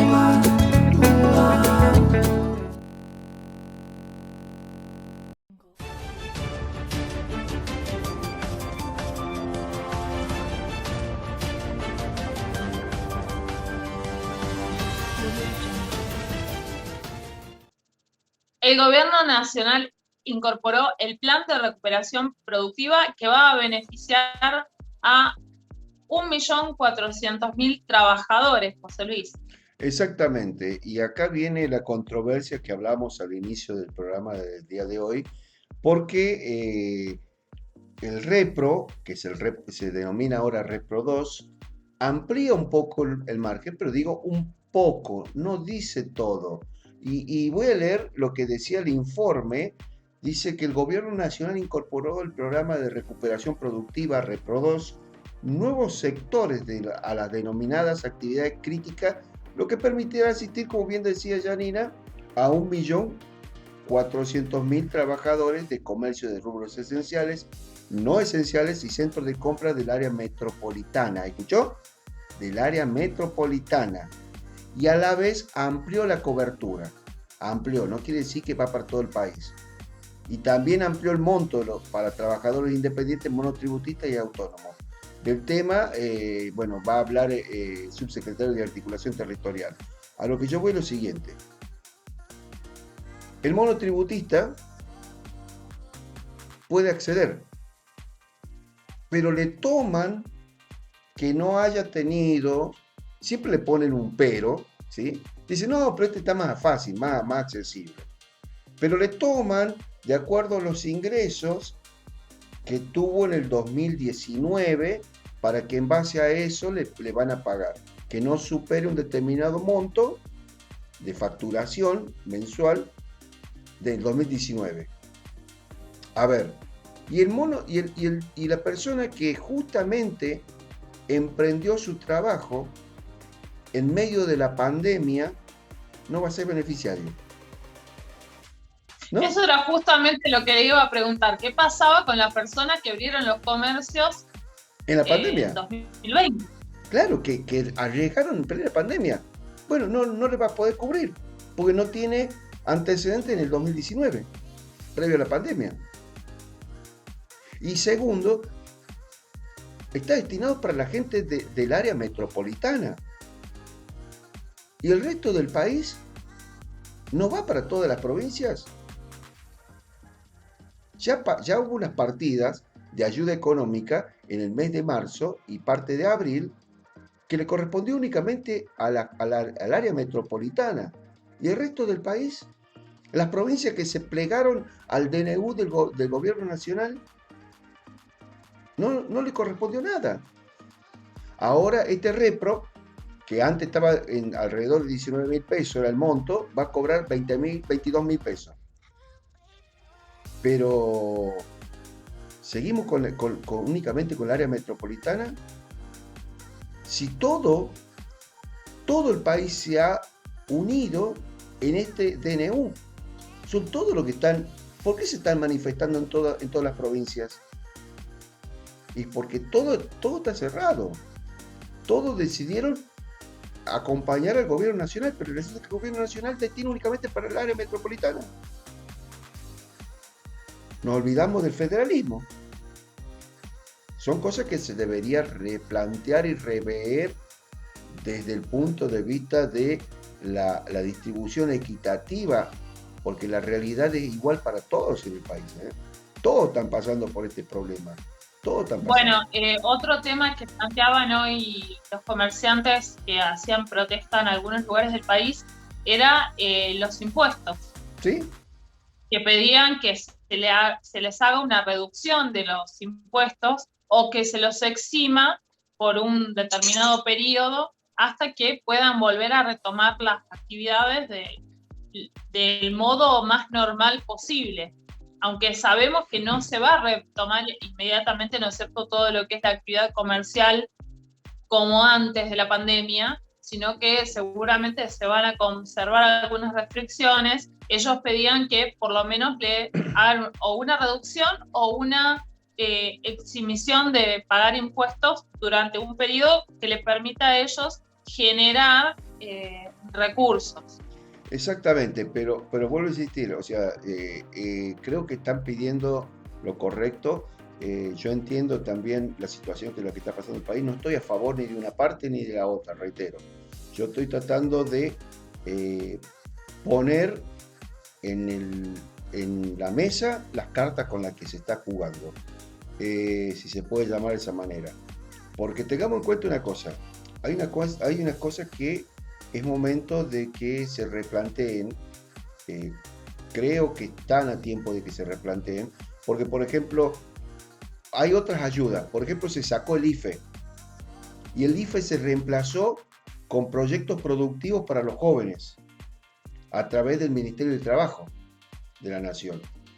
Pero resulta de que para que un joven presente esos proyectos, primero tiene que pasar por el Ministerio, la Secretaría de Trabajo de cada una de sus provincias. Las provincias a su vez tienen que firmar convenio con los municipios para que cada municipio tenga una oficina para que los jóvenes puedan llegar y se los pueda acompañar con los proyectos. Pero todo ese protocolo ya pasó como 4 o 5 meses que lanzaron eso y recién están terminando de firmar convenio con el municipio. No todos están teniendo la oportunidad de llegar a esos proyectos, de llegar a esa oportunidad de recibir la ayuda económica para proyectos productivos. O sea, la burocracia hace de que se pase meses. Y bueno, pasó con el IFE. El IFE en realidad no se pagaba una vez al mes. Se pagó cada mes por medio, se llegaba a pagar a veces. Porque lo estiraban que sí, que ya, que no, que sí, y ya pasaba medio mes, y después decía, bueno, sí, a fin de mes lo pagamos, y ya pasó 2 meses. Entonces no fue todos los meses. En 4 meses se pagó 3 IFE, por decirlo de manera, en 4 meses y medio. Entonces, son cosas que es hoy. La respuesta debe ser hoy, no puede ser mañana, no puede ser pasado, porque el bolsillo de la gente, la comida, el plato diario, es de hoy. Entonces, son cosas que se deberían replantear, simplemente se deberían replantear. La intención es muy buena, la intención es excelente, pero se debería replantear porque, reitero, si es taxativamente, y lo vamos a escuchar en esta nota, y no lo estamos diciendo nosotros, vamos a escuchar esta nota, habla constantemente del área metropolitana y se va a extender para algunas zonas del país, Entonces, no lo digo yo, lo dice la nota, lo dice el responsable de esa área. Entonces, son cosas que por allí generan los problemas que no deberían generarse en esta época de pandemia. Por lo tanto, creo que debería ser el momento de que se replanteara este tipo de situación. reitero, son cosas que está dejando esta pandemia y que por allí, no sé, o no se dan cuenta o no lo entiendo. No, sinceramente esa parte no lo entiendo. Y no estoy a favor ni en contra del gobierno, no estoy ni a favor ni en contra de los que protestan. No. Todo lo contrario, yo trato de poner lo que es blanco y lo que es negro. Y que cada uno saque su propia conclusión, ¿sí? Pero reitero, es el momento de que la gente necesita una respuesta también. Me parece a mí que necesita una respuesta. Vamos a escuchar el informe que tiene que ver con este Repro 2 y cómo se puede acceder a este Repro 2, a dónde se tienen que inscribir, porque dicen que va a ser ágil y que serían los primeros días del mes de junio que ya estarían recibiendo en la caja de ahorro de cada una de las personas, los beneficiarios, estarían recibiendo lo que le corresponden estos 22.000 pesos, que ahora sería el Repro 2. Así que escuchamos, Janina, y bueno, cada uno saque su propia conclusión. Estamos hablando de Repro 2, que ya está desde noviembre de 2020, ha impulsado más de 19.000 millones de pesos en la economía y que esperamos alcanzar a muchísimos trabajadores y trabajadoras de rubros que no estaban contemplados hasta el mes pasado, como peluquerías, heladerías, estaciones de servicio, centros de belleza, también los centros de compra localizados en el AMBA, que se ven perjudicados por la baja en la circulación de estos días, y el Estado ahí va a estar acompañando presente. La ayuda se incrementa a 22.000 pesos por trabajador y trabajadora, viene de 18.000 pesos, y con la novedad que te decía, que va a incorporar a rubros esenciales, no esenciales, de comercio independientes, aquella persona que tiene una peluquería, que es monotributista, con haber realizado 2 aportes durante el año, va a poder acceder también a este beneficio, y son muchísimos los trabajadores que van a poder incorporarse. Va a ser muy sencilla la inscripción. Vamos a pedir y hacer foco en 2 indicadores. Uno es que hayan facturado menos de un 20% comparado a todo el mes de mayo de 2019, es decir, vamos a comparar mayo de 2019 contra los 24 días de mayo de este año. Ese va a ser el primer requisito. Y después que tengan una liquidez corriente inferior a la que viene teniendo y que establece el comité de Repro. Los Repro, que tiene que quedar muy claro, los Repro son una asistencia del Estado Nacional para cuidar a los trabajadores y trabajadoras. De ninguna manera se van a devolver o se va a pedir su devolución. Entre el 8 y el 10 de junio ya van a ver cada trabajador trabajadora depositado en su CBU, que se informa a la AFIP, el monto de 22.000 pesos que estamos hablando en este Repro.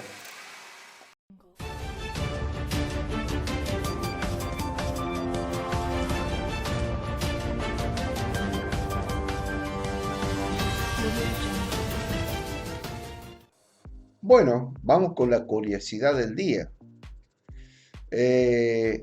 A ver, leí por ahí en la grilla que decía leche de luna. Un río de leche de luna. Ah, yo pensé, yo digo, leche de luna será una nueva banda de música tropical, de cumbia, algo por el estilo. No. Cuénteme de qué se trata. Es un río de leche de luna que está en Aizarna, en el País Vasco, en lo que sería el macizo de Lernio. Es una caverna, ¿sí? Una gruta formada, ¿no es cierto?, a través de los años, que era un sector de explotación minera. Y hay un río muy particular, que es un río que se forma a partir de lo que sería la piedra caliza. Uh-huh. Vio que es blanca. Sí. Bueno, en este caso generalmente están adheridas a lo que serían las paredes, ¿no es cierto?, o en un estado semisólido.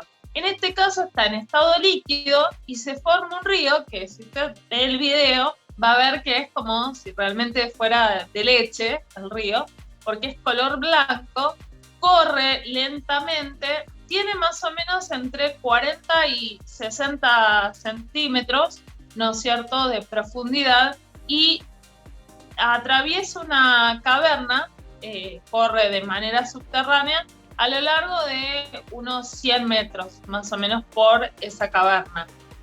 Es muy particular porque solamente en pocos lugares en el mundo existen este tipo de ríos, ¿no es cierto? Vamos a ver el informe para que la gente sepa de qué se trata. ¿Y por qué traje esta noticia ahora? Se cumplen 20 años del descubrimiento de este río. Y como es tan particular, quería enseñarles a la gente. Pero no puede entrar cualquiera, ¿no? Y si usted quiere ir, visitar, ver de qué se trata, olvídese. ¿Cómo voy a descubrir cómo voy a ver yo para que sea real o no? Me están verseando, voy a decir, para mí se volcó un camión de leche. Claro. ¿Cómo voy a saber yo si no puede entrar cualquiera? ¿Cómo corroboro yo? Lo que pasa es que entran solamente los espeleólogos. ¿Quiénes son los espeleólogos? Los que estudian espeleología, básicamente, con eso me dice todo. Se encargan de estudiar el origen de las cavernas, la formación de las cavernas y demás. Bueno. Así que tenemos este video que también es uno de los pocos que se filmó en el lugar, justamente por esta particularidad que no entra cualquier persona a ese lugar. Está también conservado, ¿no es cierto? Porque además se hacen diferentes estudios sobre esto que es raro, es particular. Y si es raro, es particular, es curiosidad, lo tenemos, por supuesto, ¿no es cierto?, en DPI Noticias. Bueno, vamos entonces a ver el video. Sí, quiero ver ese famoso río Leche de Luna. Lo vemos. En el valle guipuzcoano de Aizarna existió una intensa actividad minera.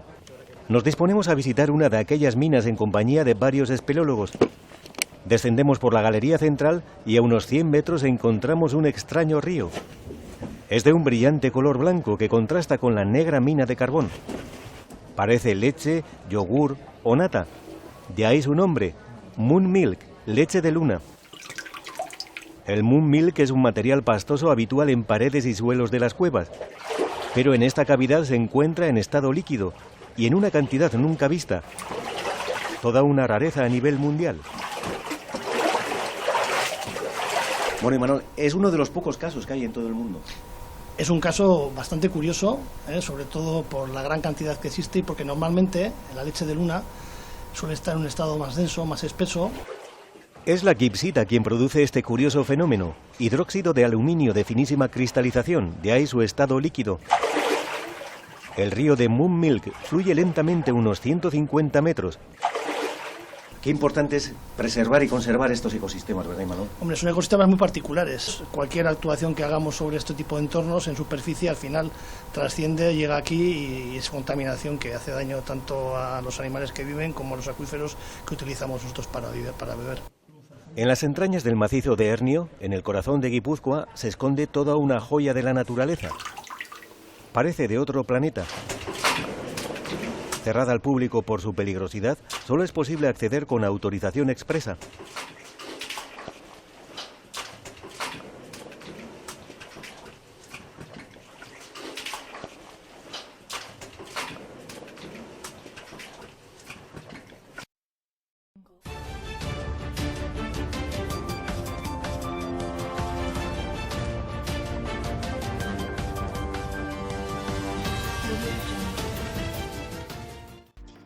La verdad, ¿qué quiere que le diga? Me asombró con esto.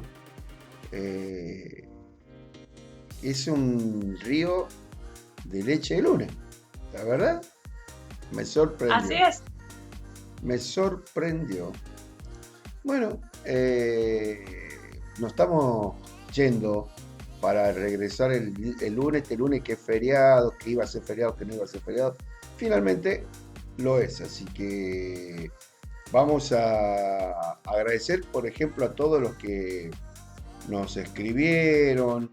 Eusebia Calixta Segovia Lázaro es una colega de Bolivia, de la zona del Bermejo, en Bolivia, así que vamos a agradecerle el habernos acompañado también, a Joemel, a Mónica Alejandra Torres, a Malvina Pérez Puig, a Raquel Serrano, a Mónica Pascal Mora, entre tantos que nos estuvieron escribiendo, nos mandaron los mensajes, así que gracias a todos por seguirnos. A mi prima que me escribió por privado, me mandó un WhatsApp, me dice: primo, hace muchísimo que no te veía y te vi por ahí por cosas. Bueno, mi prima Claudia Molina, así que ella está viviendo en Buenos Aires, está viviendo en Lanús en este momento, así que el saludo también para ella que nos sigue.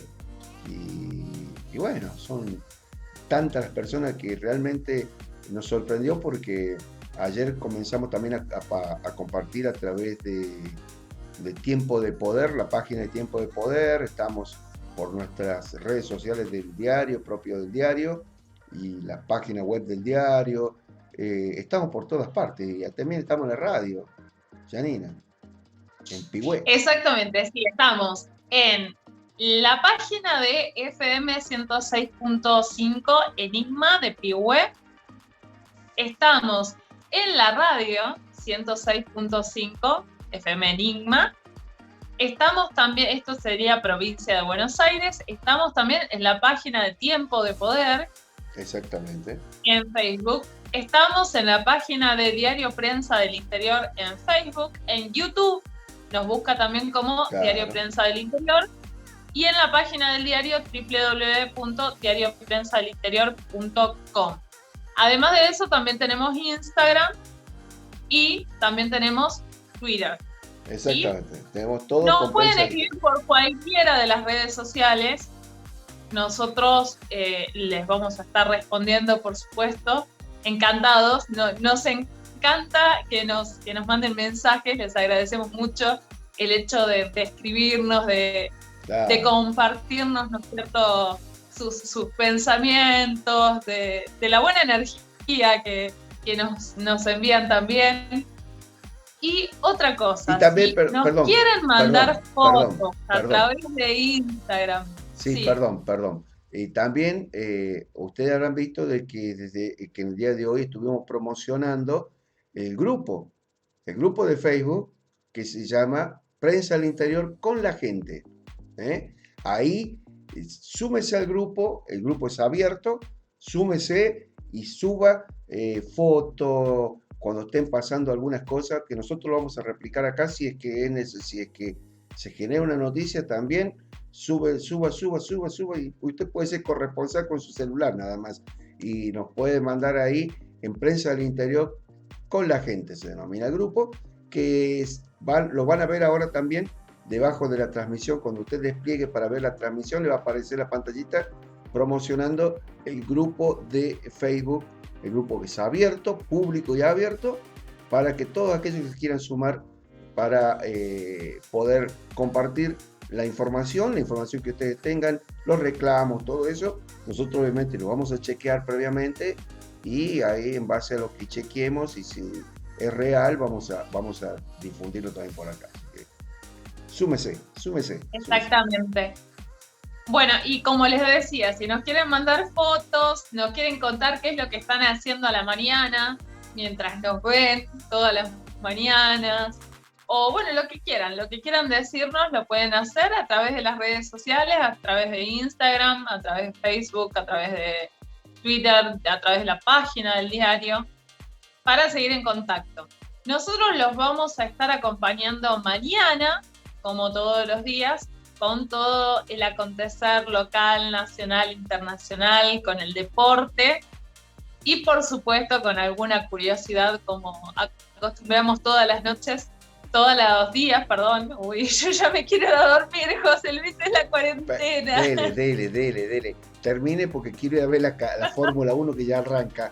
Ya se larga la Fórmula 1, quiero ver la definición del Giro. Vamos. Nos vamos. Nos vamos dejándolos con lo que sucedió un día como hoy. Bueno, muchísimas gracias a todos, que tengan un excelente domingo en familia y a cuidarse. Hay que cuidarse y mañana nos encontramos acá para compartir toda la información. Hasta mañana, Janina. Hasta mañana, José Luis.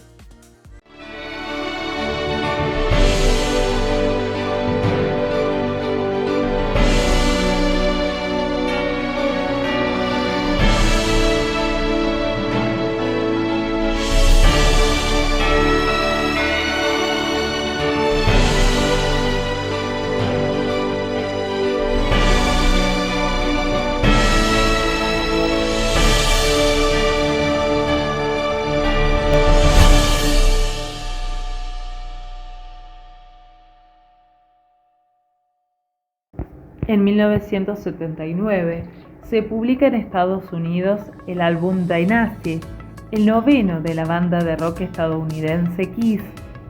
Contiene 9 temas con un sonido más volcado hacia la música disco, por entonces en auge.